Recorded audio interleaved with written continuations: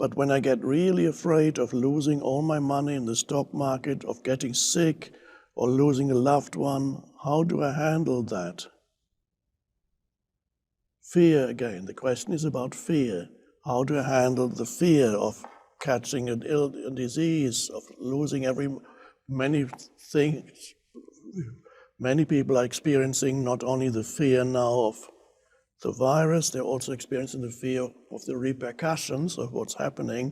Businesses are closing down, or everything is closing down. It's a very strange thing that this is happening. It's like an enforced closing down of the busyness, not just the business, but the busyness of the world, an enforced sudden ending of all that. Many planes are not flying anymore.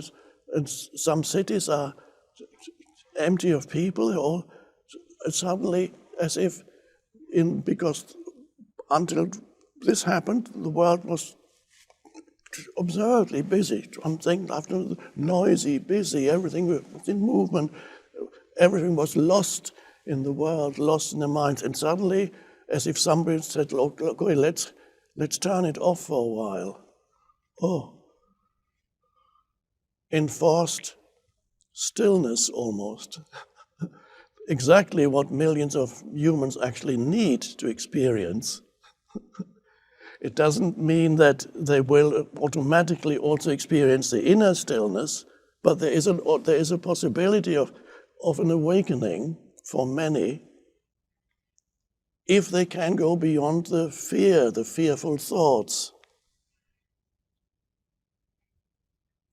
But how do you go beyond the fearful thoughts? Well, it requires a little bit of awareness. But if you are here with us, you probably have that awareness. What I mean by that is the awareness of what's going on in your mind. To recognize, rather than total identification with what's going on in your mind, you have in the background an awareness of what's going on in your mind. Very different, because it's a different consciousness, a different dimension of consciousness, the awareness. It's not the same as a thought.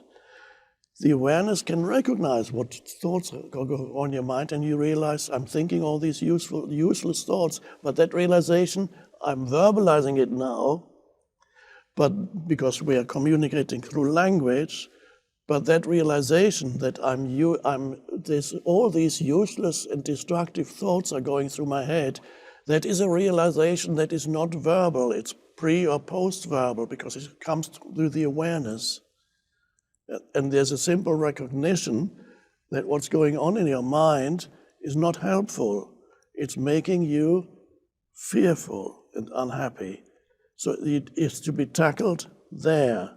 All these, the problem that he mentions, or he or she mentions 3, fear of losing all my money, or my savings, my investments, what I've been saving, of getting sick, or something bad could happen to a loved one. So you have fear for yourself, you have fear for others, and of course, all these things are not happening now, the things that you fear, but they could happen, says the mind. So I better think about it now, because in case it does, of course, if they did happen, you would face the situation. With the power of your conscious awareness, you would face the sickness, you would face the loss of money, and you would even face the loss of a loved one or the suffering of a loved one. With the power of your presence, you can face that. But what you cannot do, you cannot overcome these problems or face them, because they only exist in your imagination. They haven't even happened yet. Therefore, there's absolutely nothing you can do about them. In fact, they will simply amplify. The more you think about them, the more they become amplified. It's a totally illusory realm that is making you suffer. And so if there's a minimum of awareness, you can suddenly become aware of what it is that you are doing to yourself. Well, it's not that you are voluntarily doing it to yourself, but one could say it is happening to you. So you become aware of what is happening to you, because the thoughts in your mind, virtually all the thoughts in the absence of awareness, happen to you. They are not voluntary. So people say, I think this, I think. You don't think, the thinking happens to you. When you're not aware, you're at the mercy of thought. You're at the mercy of the energy field that what we call thought. It lives in you. You are possessed. You don't know it.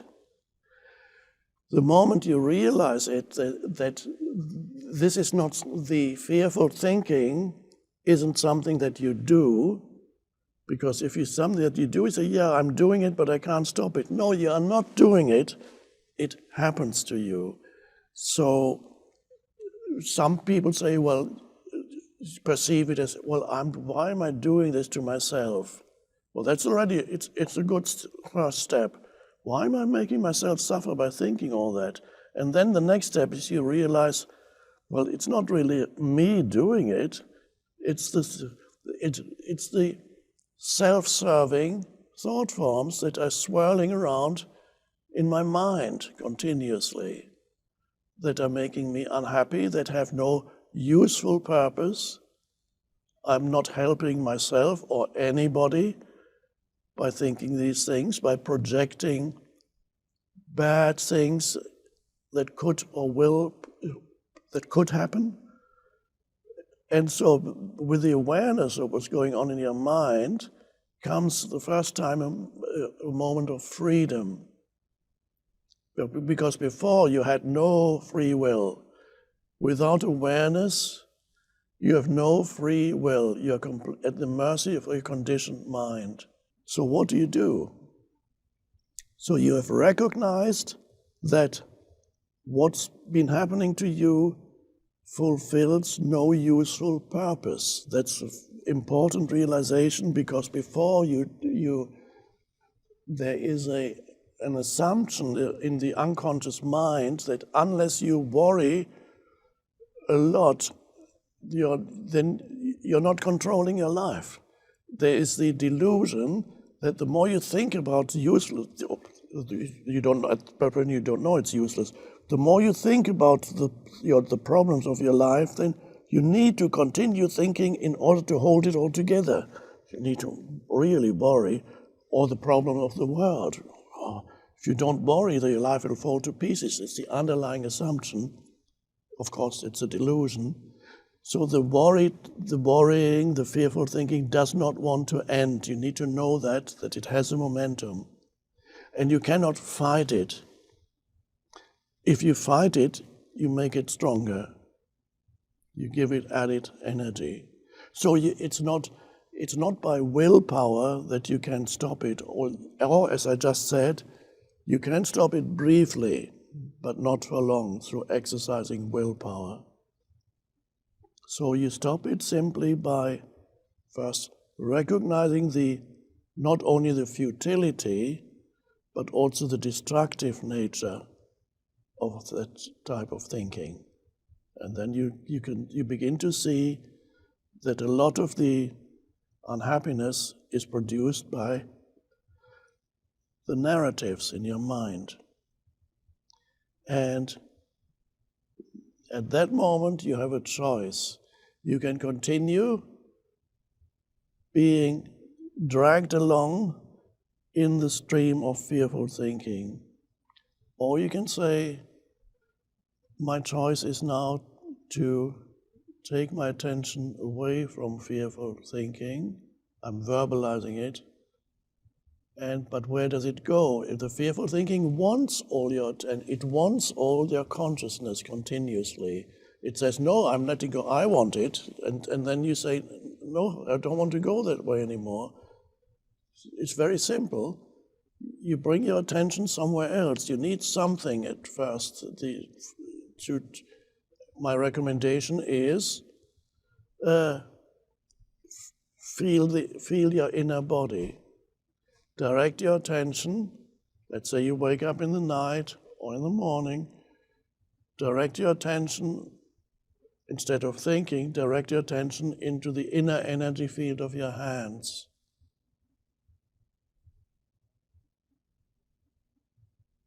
And then you hold it there.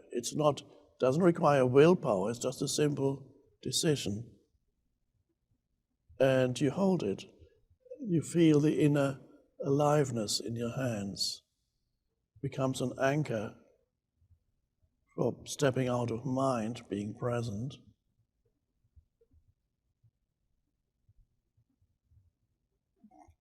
Can you feel the energy in your hands? I can. And it's always wonderful. I've been feeling the energy in my hands for many years. It's always fresh and new. And I don't tire speaking of it, because it's always fresh and new. And of course, it's not just the hands.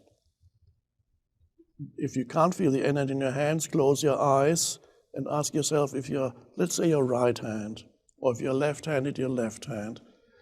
Ask yourself if your left or right hand is still there or not. Is it still there? How do I know it's there? How can I know it's there right now? No, you can't know it because you remember it was there when you saw it a few seconds ago. That's not knowing that it's there, because it might have disappeared. You close your eyes, you're not moving your hand. How can you know it's there? You can know it's there, but how does that happen? What is it? How do you know it? You can feel it, but what is it that you feel? You feel the energy within the hand. It's very subtle at first, so you need to be alert to feel it. But that alertness that then goes in the body is taken away from thinking. And you suddenly, your hand feels more alive than it was before. And that's only the beginning. You can feel both hands simultaneously. And then you realize you can also feel other parts of the body, your feet at the same time, and legs. And then you become aware of a all-pervasive sense of aliveness in the entire body, energy field. Yep. And the amazing thing is, by the way, you may also become aware that you're breathing, because that's connected with the body. You're breathing into the body, and the breath flows in and it flows out. And the more you become aware of your body, the more you become aware of your breathing. The more you become aware of your breathing, the more you become aware of the body. There's a wonderful aliveness there. And what happened to your mind activity? It subsided almost completely or completely, because you cannot be aware of inner body and at the same time think. A few fragments may be there of thoughts, but not a sustained stream of thinking. It's not possible, because all your attention, your consciousness has gone away from the conceptualizing mind into the inner body.